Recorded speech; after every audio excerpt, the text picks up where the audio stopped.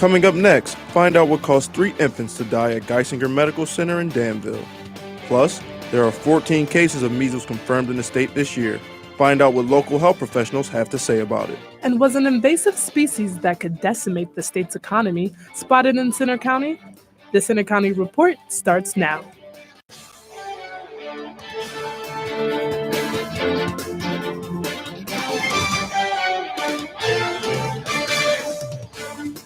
Good afternoon, I'm Jerome Taylor.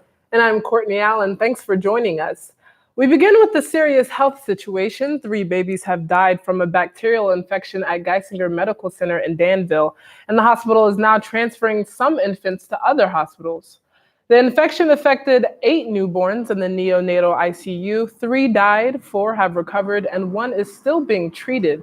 Officials say they're working with state and federal health experts to make sure the waterborne bacterial infection is gone. And another health alert, the Centers for Disease Control are reporting a record number of confirmed measles cases in the U.S. so far this year. Reporter Aaron Kemp talked with infectious disease specialists about what that can mean for our area. The Pennsylvania Department of Health is confirming 14 cases of measles in the state so far in 2019. More than 1,200 cases have been reported in the U.S. this year. That number is the highest since 1992. Although there have been no cases in Centre County or Penn State this year, University Health Services is encouraging students to learn what they can about the disease and take precautions, especially if they're traveling to areas where measles is active. For instance, this latest outbreak of measles that we've seen across the U.S. is predominantly because people were not getting immunized. Hafner says the measles vaccine can be 97% effective with 2 doses, but despite that, people are still getting sick. If you're getting the vaccine, you're pretty well protected against measles. If you don't, you're a pretty big risk because it's a highly infectious disease. Pregnant women, children under 5, adults over 20, and people with compromised immune systems are most at risk for the complications, according to the CDC. But despite the risk, some people in our area still have concerns about vaccines. Vaccines are synthetic. They are contained of a dead or some type of synthetic or hurt culture of a disease, and then you are injected. Distrust of the government is another factor that can play into decisions about whether to get vaccinated or not. Many different agencies have been shown to have corruption, and so that is one thing that scares a lot of people. Hafner stressed for people to look at scientific information and to be wary of social media. In University Park, I'm Aaron Kemp for Centre County Report.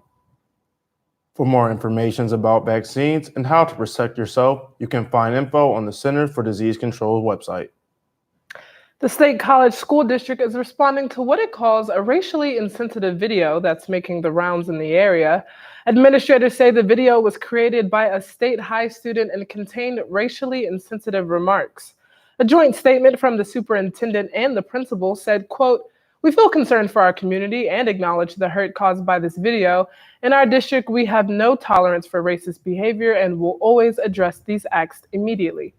They say the video, which was not released, was created outside of school and shared on social media. They say the students have been identified and will be accountable for their behavior. The invasive spotted lanternfly may have been seen here in Centre County.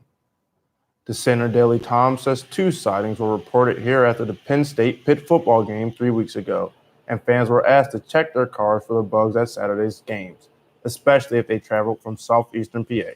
The lanternfly threatens the state's multi-billion-dollar agricultural industry if it spreads. Faith-based prayer is coming back to state capitol in Harrisburg. When the Pennsylvania House of Representatives returns in less than 2 weeks, it will again open its sessions with prayers. A federal appeals court recently cleared the way by ruling the prayers don't violate the Constitution. The House returns October 21st. 2 Western PA state representatives are pushing for a bill to allow college athletes to make money from endorsement deals. The bill will be modeled after the recently passed California law. Governor Tom Wolf also spoke out in support of the bill, saying that college athletes should be fairly compensated. Caitlin Aguilas takes a closer look. 2 Pennsylvania lawmakers have released a memo announcing they'll introduce legislation in favor of paying college athletes. The bill, under the same name California used for its Fair Pay to Play Act, would allow college athletes to sign endorsement deals and hire agents to represent them. Penn State football head coach James Franklin says right now it's a waiting game. Now, and obviously our administration here at Penn State, as well as the Big Ten Conference, is all following this closely.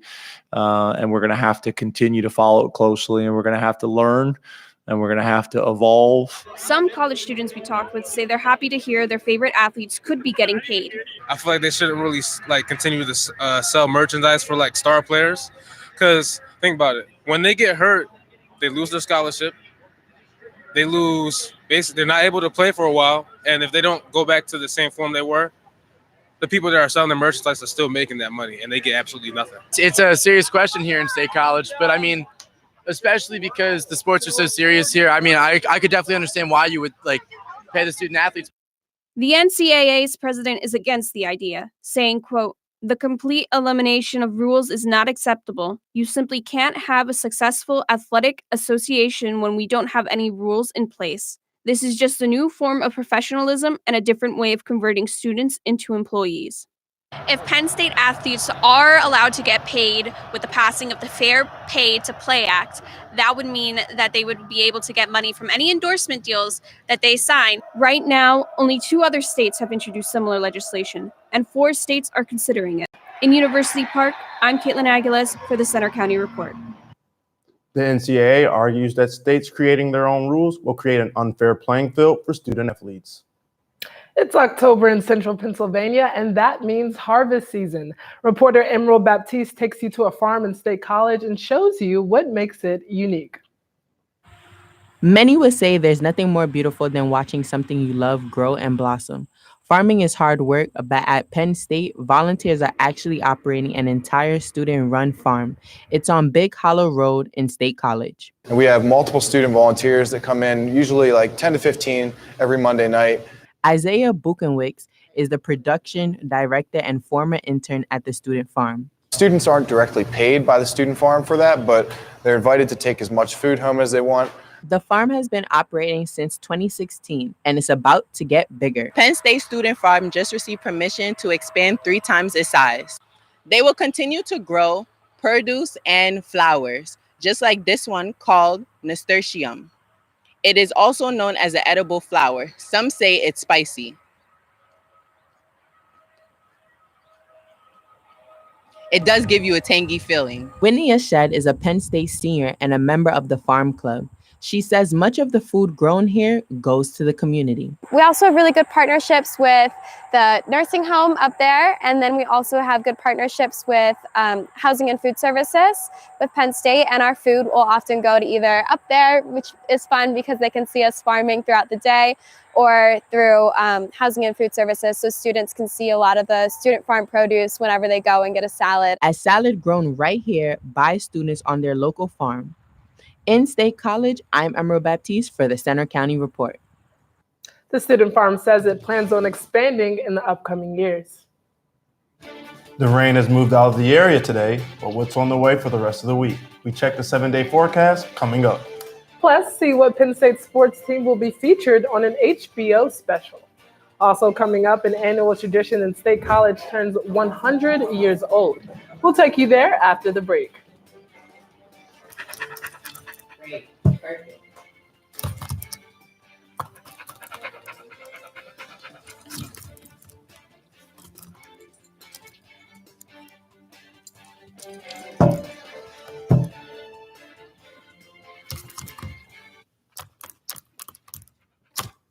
There's a shelter pet who wants to meet you. Meet one today. Visit theshelterpetproject.org. Adopt.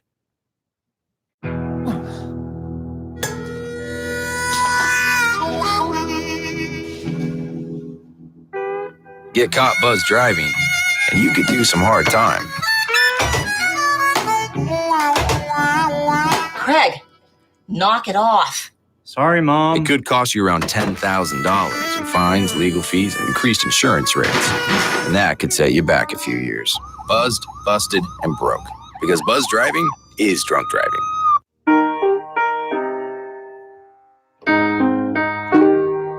I can't change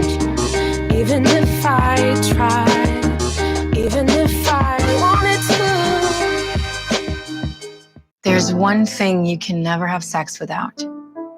It's consent. Because sex without it isn't sex. It's rape. It's on us to stop sexual assault. Learn how and take the pledge at itsonus.org. They said I have troll teeth. That my voice sounded like a possessed baby doll. That no one would ever love someone as stupid as me. That I was fat, ugly. Disgusting. The effect of bullying is potent. We will no longer be the silent majority. Now, when you see online bullying, there's something you can do about it. We're going to take action with the I. I am a witness. I am a witness. I am a witness. I am a witness. I am a witness, and so are you.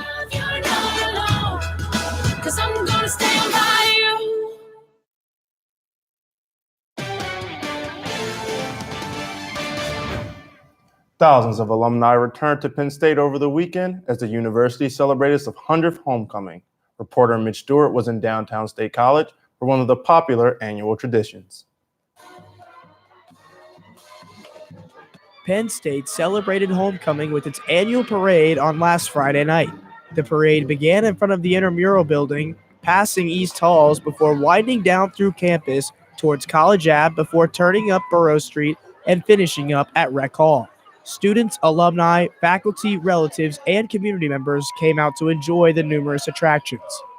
Today's parade marked the kickoff of the 100th year of the homecoming weekend celebrations here at Penn State, of course coinciding also with Saturday's game against Purdue over at Beaver Stadium. This year's homecoming theme was called A Century of Stories. The weekend was all about celebrating tradition, taking pride in being a Penn Stater, and giving a chance for all Penn Staters to reconnect. This was ultimately true for Tom Boudet, who graduated from University Park in 1980 before moving to Europe. I've been living in Europe for 20 years. I haven't been back in a long time, so for me, it's just it's a special treat to be back in State College. There were performing groups such as State High's marching band, the Penn State Blue Band, and the Lionettes dance team, floats made by student organizations, and even appearances by notable Penn Staters like University President Eric Barron. Thon made an important announcement by using their float in the parade to reveal the 2020 Thon theme, Journey Together. The night accomplished its goal, bringing together generations of Penn Staters of the past and present, whether they live in downtown State College or across the world in Switzerland, over one common love, being a Nittany Lion. So it's changed in positive ways, but it's remained the same. It has the same charm, the same sort of authentic feel, and I really appreciate that. In State College, I'm Mitch Stewart with the Center County Report. Penn State is expected to announce the date for 2020's homecoming week sometime during the month of January.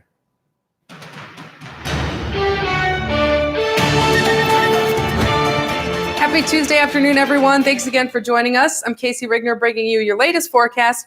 Outside the PSU golf courses right now, the good news is the camera just updated. These clouds are continuing to dissipate as we head later into the afternoon hours. 55 degrees right now here in State College with a north-northeast wind at 9 miles per hour. Across the rest of central Pennsylvania, low to mid 60s. The reason we're a little bit cooler here in the valley is sometimes that cooler air, it's a little bit harder to escape outside of those mountains. Otherwise, across the rest of the board, across the rest of Pennsylvania, low to mid 60s right now.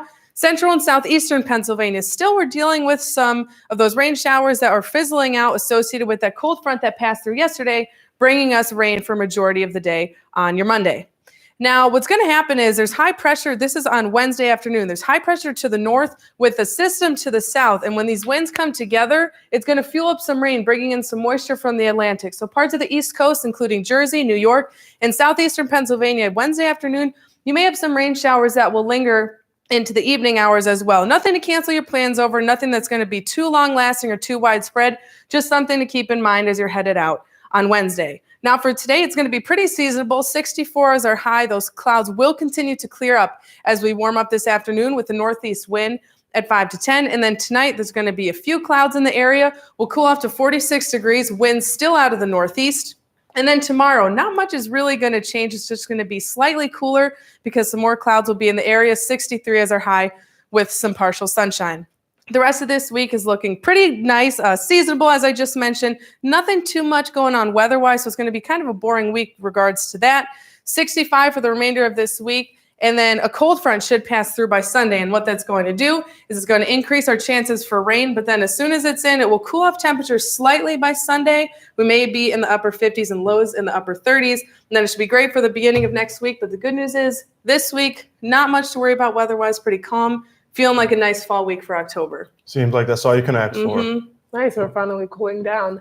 Penn State football will be featured this week on one of HBO's newest shows, 24/7 College Football. The Nittany Lions are one of 4 teams selected for the show, along with Washington State, Arizona State, and Florida. The series offers an inside look into how each team prepares for game day. Last week, HBO cameras were in State College documenting the football program as it got ready for the Purdue game. Coach James Franklin looks at it as an opportunity. That I want to make sure everybody in the United States knows how special this place is. And to be able to have somebody like HBO has tremendous expertise in doing this, to be able to kind of peek behind the curtain and allow people, maybe a more comprehensive review of how we do things, I think is important. On HBO, now here's Carolyn Sistren with more sports. State College football was back at home on Friday, and some special guests came out to show their support. That's next in sports. Also coming up, Penn State men's hockey started the season over the weekend. We'll take a look at the Nittany Lion trio that has Hockey Valley excited for what's to come. Todd's a great guy. I mean, look at him. What a sweetheart. Attaboy. Wait, Todd, what are you doing? How totally selfish and un-Todd-like of you. Come on, Todd. Come on, man. Hi, I'm Peter. There's nothing I love more than sharing vegetables with my friends. Come on in! Help yourself to anything. That's why we give our food the utmost respect it deserves. Did you know there are simple steps we can all take to help save food? You can cook it, store it, even share it. Just don't waste it. Because when it comes to food, better ate than never. To learn more, visit SaveTheFood.com. This year, patriotism shouldn't just be about pride of country. It should be about love. Remember that to love America is to love all Americans. Because love has no labels. So, I'm kind of new here, but I've noticed a trend. My human does this funny thing where she goes around and gets all my toys, and then she hides them in that basket by the door. It's like, hello, that's where you put it last time. You were the worst at hide and go seek. So you see, son, good manners are important. Should I go through it again? Yes. Yes, please. Yes, please. Exactly. Always say please, thank you, you're welcome, excuse me, sit up straight, hold doors open for ladies. If the door's locked, knock first, don't burp, don't swear, don't stare, don't use bad language, or talk with your mouth full, keep your elbows off the table. What table? Don't interrupt. Cover your mouth when you cough or sneeze. On the bus, give your seat up to anybody who has trouble standing. Bottom line, treat others the way you want to be treated. Got it? Got it. Good talk. Most parenting is hard to do in just 2 minutes. But 2 minutes twice a day making sure they brush is easier, and it could help save them from a lifetime of tooth pain.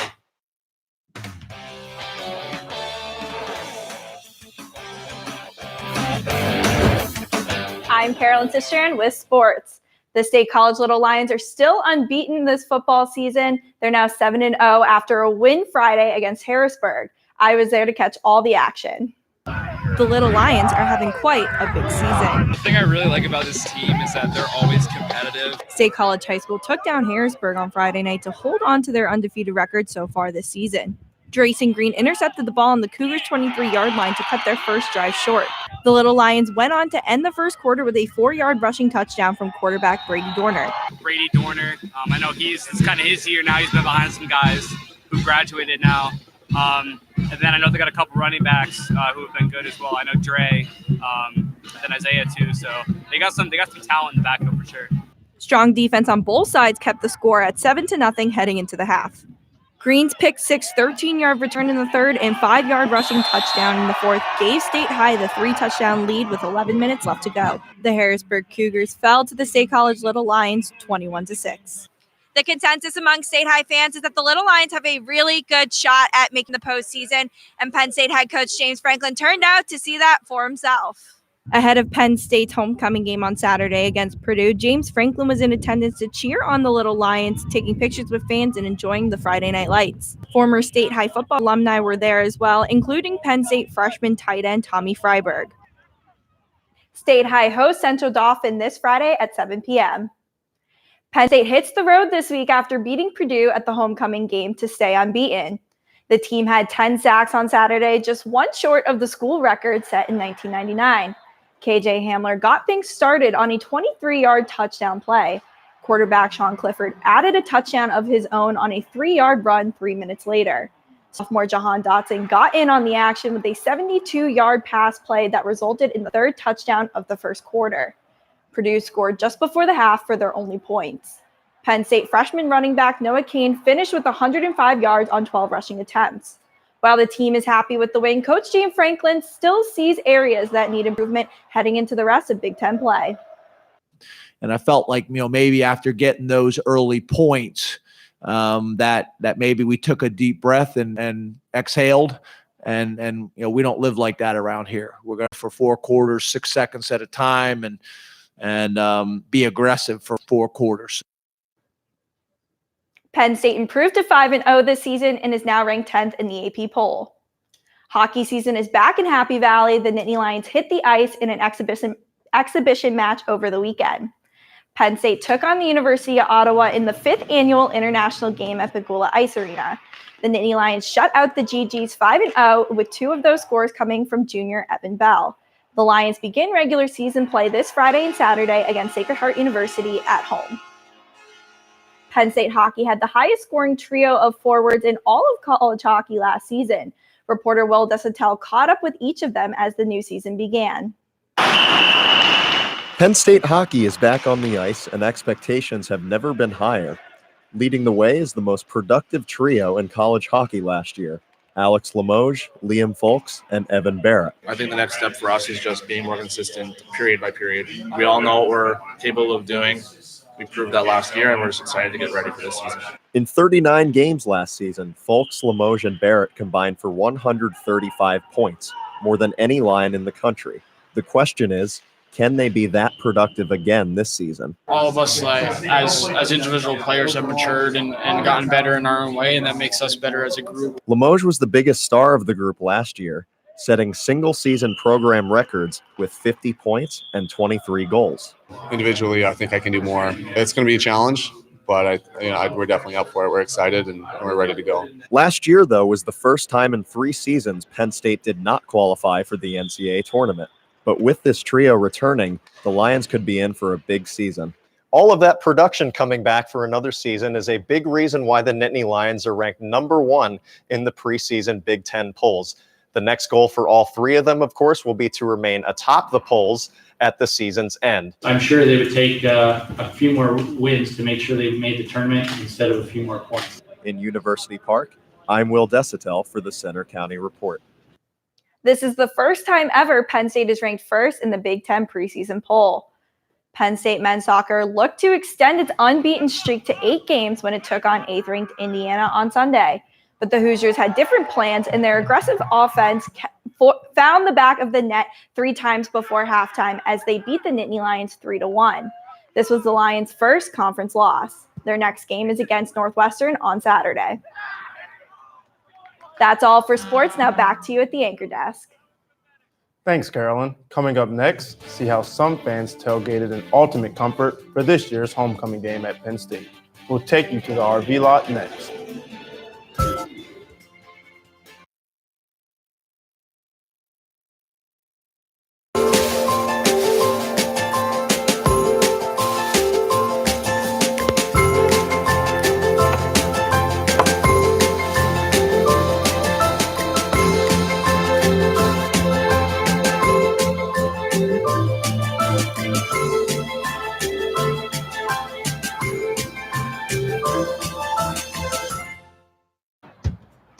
Taught him how to hit a baseball,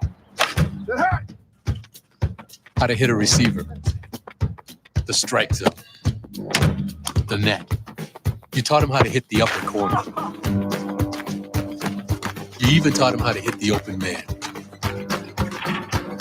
But how much time have you spent teaching him what not to hit?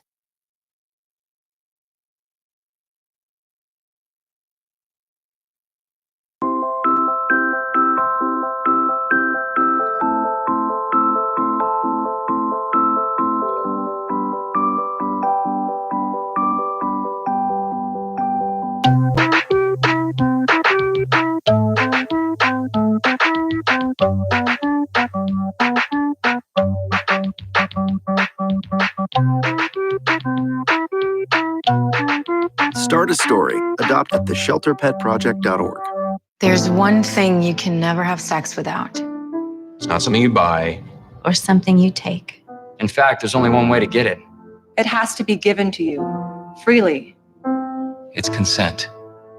Because sex without it isn't sex. It's rape. Consent. If you don't get it, you don't get it. It's on us to stop sexual assault. Learn how and take the pledge at itsonus.org. For generations of Penn State football fans, tailgating is a fun way to socialize before football games, and some people go all out. Reporter Zachary Smith headed to the RV lot on Saturday for a closer look at this football tradition. They come from Philly and Pittsburgh and Maryland and beyond. The Penn State tailgaters here at every game enjoying not only football but also the pregame festivities around Beaver Stadium. And for many, their home away from home isn't in a hotel, it's in an RV. You don't have to get a hotel. You don't have to unload it and load it every time. Tom Studenauer loves the fact he can roll into town self-contained in his RV. Same goes for Brittany Carmichael. Well, it just makes it more convenient for everybody. We have refrigeration, we have cooling, we've got we bring things to put to bake in. RVs are a staple for tailgating at Penn State University. People are out enjoying the weather, celebrating homecoming. The RV lot becomes a giant block party from Friday through Sunday as fans hang out with old friends and meet new ones. The RVs range from smaller ones to big ones that cost in the hundreds of thousands of dollars. The ultimate stadium fun spot for diehard Nittany Lions fans. In University Park, I'm Zachary Smith for the Center County Report. That's all for today's newscast. You can find more of our stories on our website, centercountyreport.com. And you can follow us anytime for breaking news on our Twitter feed. That's at Center County REP or on our Facebook page. We also have the Center County Report Instagram. Join us for our next newscast on Friday. Have a good day.